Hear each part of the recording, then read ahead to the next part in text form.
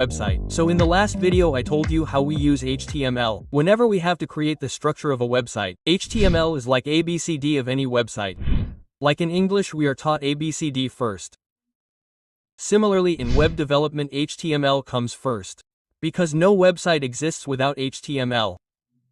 So the full form of HTML is Hypertext Markup Language. And as the name suggests, it is not a programming language but it is a kind of markup language. Now what is this markup language? So it is a language in which we give instructions to the browser with the help of some tags and according to that it displays it on a web page. So you must have understood that HTML is a very simple language which is made up of many elements. Now the question is, what are these elements tags? So let's see. So elements are the individual components of any HTML document and each element has a different meaning. There are some tags inside the element and an element is formed by combining these tags. Let's see once how tags are written. I mean, what is their syntax? So there are two types of tags, one opening and the other closing. In the opening, first comes an opening angle bracket, then the name of the tag and then the closing angle bracket. The story is the same for the closing tag as well, and just keep in mind in this a forward slash comes after the opening angle bracket. And if we see the syntax of the elements, then we use only the opening tag here. And in between that comes a content, which can be text, which we want to display, or any code which we want to run. And then a closing tag. But there are also some elements which do not have any closing tag. For example, the image element, because the content of this element is not in the text, so in this we are giving the location of the image file and for that we are using only the opening tag and due to this the closing tag is not used in it. Now let's see the nesting of elements. Nesting means using another element inside any element. And we can do nesting as many times as we want. That means we can put another element inside one element, third inside that, fourth inside every such element. And with this we can mix the properties of the elements. And because of that the entire document structure is formed. But if we use only empty elements in HTML, then the HTML document will look like a document like a Word or Google Doc in which only some text formatting is there. So in HTML we use attributes which add life to those elements.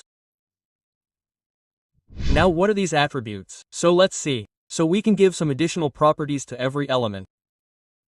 For example, in image element we can increase the length and breadth of the image by using width and height. The syntax of the attribute is also very simple.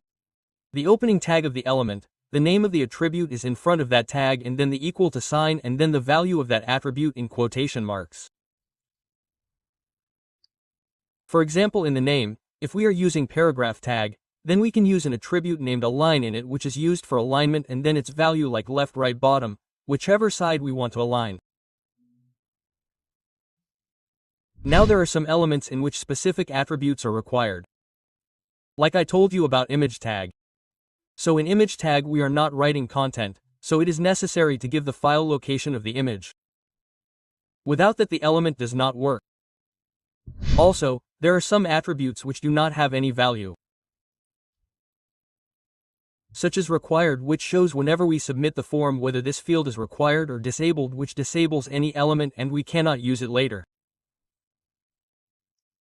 And these types of attributes are called Boolean attributes. Now let us see some such attributes which we use a lot in the world of web development. And these are such attributes which can be used in every element. First, ID is such an attribute with which we can give a unique name to any element. Now you must be thinking, why is this so? Every element already has a name. Why would we give another name? But pay attention, here we have given a unique name which is of only one element in the entire document. So with this we can use only that particular element. Now let us see once how these are used. So for example, let's take paragraph tag which is used to display normal text. Suppose we have a blog website in which we want the text of the first blog to be of blue color. So in this case we can use id, and in the first element we give a name by using id attribute first means the name of the attribute is id and its value is first. Now we can give any value as per our wish. I have given first here just like this. You can give anything random. Then to give color we use CSS, and there are some selectors in CSS, and with their help we will give it blue color. And we will make a complete detailed video about CSS. If you are watching it later, then the link will already be in the description. Otherwise you can subscribe. You will get notification of the video. Second is class. Class attribute is also very similar to id. Only here it is not unique. Meaning you can give the same class to more than one element. So let's see the same example of our old blog website.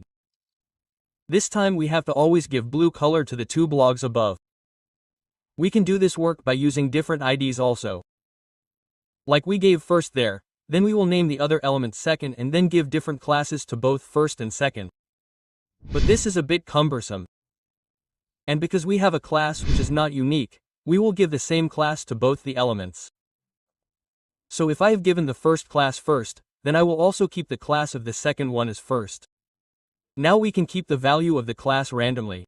Here I have taken first, which we used earlier in the ID, and whatever is the value of the ID, we can repeat the same in the class also. It is not necessary that we have used first in the ID, so we cannot use it in the class. We have given it some class. So now we will use a CSS sector, and from that sector we will give blue color to a class. So as soon as we give blue color to these classes, then the color of those two elements above in which we have applied that class will change to blue. Very simple, right? So we have seen the attributes and we have seen the elements. So now let us see how an HTML document is created using these elements and attributes. So a complete web page is not created from any individual elements. So for that, friend, we create a complete basic structure by using different elements, which we also call boilerplate code, isn't it? So inside this, we will first use one which is doc type. Now this is a little different. Normally we see different tags. What happens in that? Basically, first of all we have to open the opening and closing angle brackets. Now inside this, we also have to put an exclamation mark here. And then we write doc type. Now what does doc type mean? By doc type we are basically telling our browser what type of document it is. So there are different types of documents like HTML, XML and many more. So in this whole course we are learning HTML. So we will write HTML, okay? So we write doc type in capital and after putting space we write HTML, okay? And then comes our HTML tag. HTML tag is basically the root element in which we will write all our content. All our different elements will come inside that HTML tag. Okay?